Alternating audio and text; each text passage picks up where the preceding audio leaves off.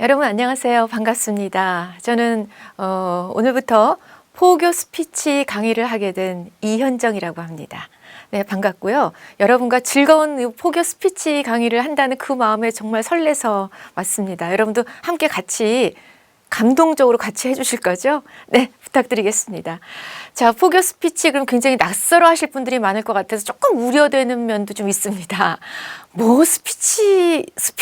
이게 뭐가 필요하지? 라고 하는 그런 인식이 주변에서 좀 많았거든요. 좀 안타깝게도. 그래서 오늘은 이제 또 21세기에 우리 포교는 어떻게 해 나가야 되는가라는 방향성의 입장에서 제가 과감히 포교 스피치를 좀 주창했습니다. 함께 해주시고요. 앞으로 6강을 같이 할 텐데 이 스피치 커뮤니케이션의 어떤 원리 그리고 여태까지 온 그 쭉 된 과정, 역사 뭐 이런 것들을 함께 하면서 과연 개념은 어떻게 갖고 있으며 이 개념을 가지고 우리는 어떻게 살려나가야 되는지 그런 것들을 같이 서로 한번 해보자고요. 같이 해보는 거죠. 제가 일방적으로 뭐 이렇게 하십시오 뭐 이러는 거 아닙니다. 같이 연구하고 같이 또 저는 다 보고 있어요. 여러분 다 보고 있으니까 같이 토론하고 서로 눈 맞춰가면서 같이 하기입니다. 네, 그럼 시작하겠습니다.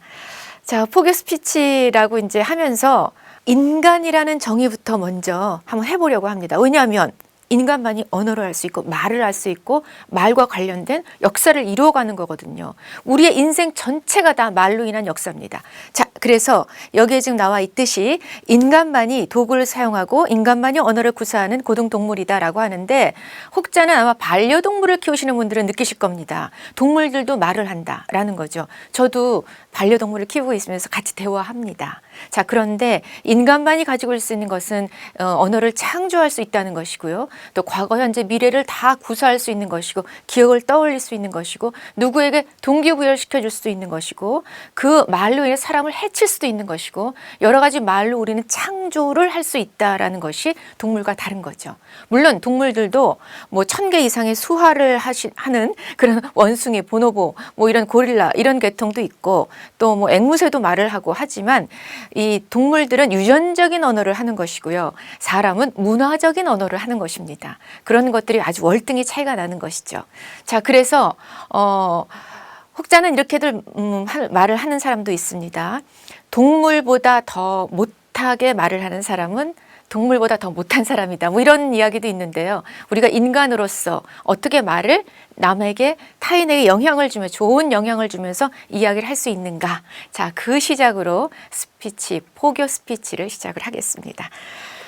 네. 자, 보면 이제 커뮤니케이션이라는 뭔가라는 어떤 그런 의미부터 하겠는데요. 잠깐 이 얘기 하기 전에 여러분 좀 제가 죄송하다는 말씀, 양해의 말씀 먼저 드리겠습니다. 커뮤니케이션, 스피치 이게 다 영어고요. 라틴어로 시작이 된 유럽, 서양에서 온 그런 학문이다 보니까 그것을 토대로 지금 시작을 한다는 거에 약간 죄송한 말씀을 좀 먼저 드리겠습니다. 그러나 우리는 지금 모든 학문 체계가 다 유럽에서 온 학문 체계를 그대로 받아들이고 있고 서양 학문 체계를 우리가 그대로 지금 받아서 이어가고 있기 때문에 그 점을 이어간다는 면에서 그 흐름을 탄다는 면에서 제가 스피치 커뮤니케이션의 개념을 뭐 이렇게 영어로 또 라틴어 어원으로 시작을 해야 된다는 점 먼저 말씀을 드리겠습니다.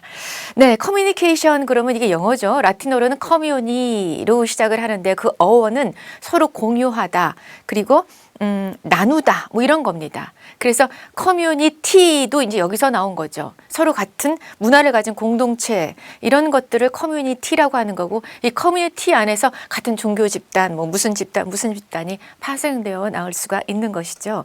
이 커뮤니케이션 하면은 먼저 사람이 주체입니다. 사람과 사람.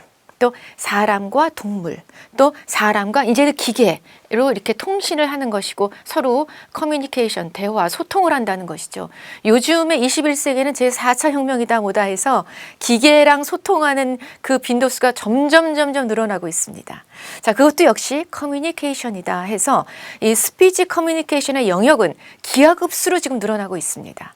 그래서 그 점을 모든 학문 체계가 다 커뮤니케이션 아닌 게 없다라고 할 듯이 이젠 영역이 너무 방대해지고 우리 인간의 삶 전체가 다 커뮤니케이션이다.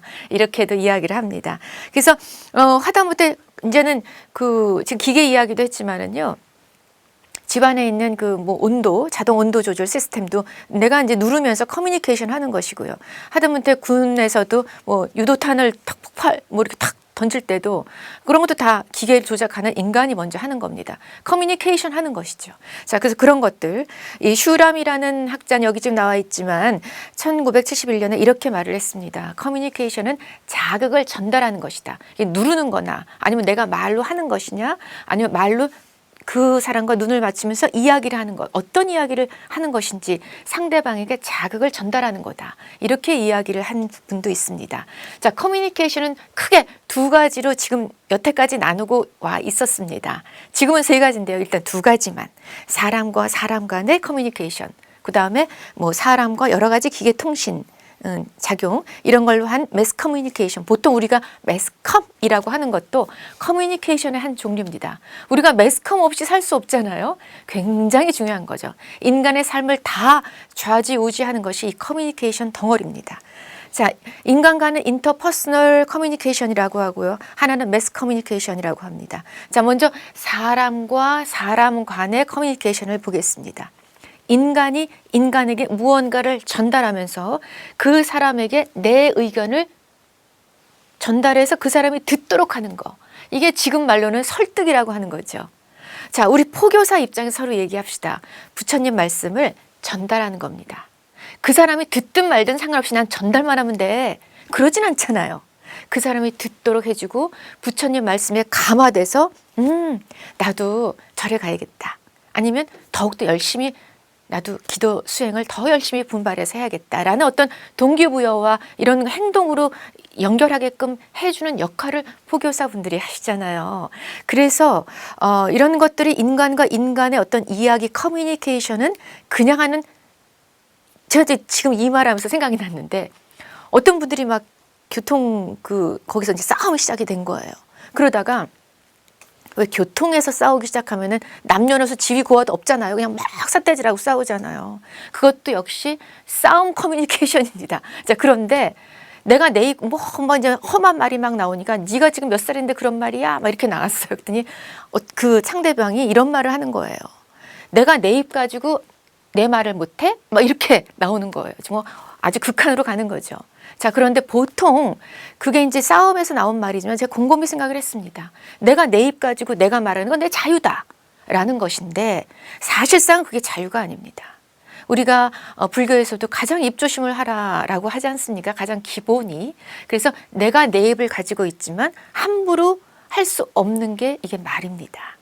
자, 그래서 이런 여러 가지 말에 대한 중요성을 인지한 게 기원전 4세기, 5세기, 6세기 그 전부터 이 말이 참 중요하다라는 거는 이미 고대 시대에 벌써 이미 정착이 다 되어 있었습니다. 그 그리스 시대의 철학자들 소크라테스부터 플라톤, 아리스토텔레스까지 쫙 시작이 돼가지고 그 중요성을 그 당시에 굉장히 인지를 시킨 것이 꽃피운 것이 아리스토텔레스의 수사학이라는 것입니다. 이 수사학이라는 이 집필을 하고 나서 그때부터 뭐 계속 지금까지도 그 중요성은 계속 이어가면 이어갔지 줄어들진 않는다라는 겁니다. 수사학, 이것은 바로 이제 어떻게 이야기를 할 것이며 그 사람에게 어떻게 설득을 시킬 것이냐라는 고대 그리스의 그 도시국가들이 형성이 되면서 모든 사람들이 평등하잖아요. 민주주의 시대가 되니까. 그래서 내가 그 민회에서 누구든지 올바른 말을 청원할 수 있는 것이고 말을 부르짖을 수 있는 겁니다. 그 말이 듣는 민중들이 설득이 되거나 이러면은 그 사람이 등극하는 거예요. 아, 그래, 좋소. 우리 그렇게 합시다. 라는 거니까 이 말을 어떻게 잘 전달할 것이냐가 굉장히 큰 관건이고 화두가 됐던 겁니다. 그렇다 보니까 아리스토텔레스는 수많은 저서를 지었어도 이 수서학이라는 책은 지금도 아주 굉장히 명저로 꼽히고 있고 많은 사람들이 아직도 그 책을 읽어야만 되는 그런 시대에 있습니다. 자, 그래서 지금까지도 특히 이제 19세기에 와서는 이것이 더욱더 꽃피우죠. 미국에서. 고대 그리스에서는 결국 이제 설득을 시켜야지 살아남는다라는 것이어서 이 스피치 커뮤니케이션은 생존 수단입니다. 나의 악세사리가 아니에요. 말 잘하면 더 좋은 거지 뭐 이 차원이 아닙니다. 생존 수단입니다. 그래서 설득이 안 되면 어떻게 되느냐? 무력입니다. 굉장히 이거는 극과 극이죠. 설득을 시켜서 자유민주주의 그런 어떤 사회 분위기로 우리가 같이 갑시다 하고 우리 손잡고 가는 것과 너 내 말 안 들어? 그럼 너는 그냥 무력으로 너는 무찌를 거야. 내 말 무조건 들어. 이건 강제야, 명령이야. 이런 것들이 이제 무력인 거죠. 그래서 우리는 되도록이면 설득을 잘 시켜야 된다는 것이 관건이고 그것을 설파하신 분이 이 소크라테스부터 시작된 아리스토텔레스에서 책이 집필되기까지의 그 과정입니다.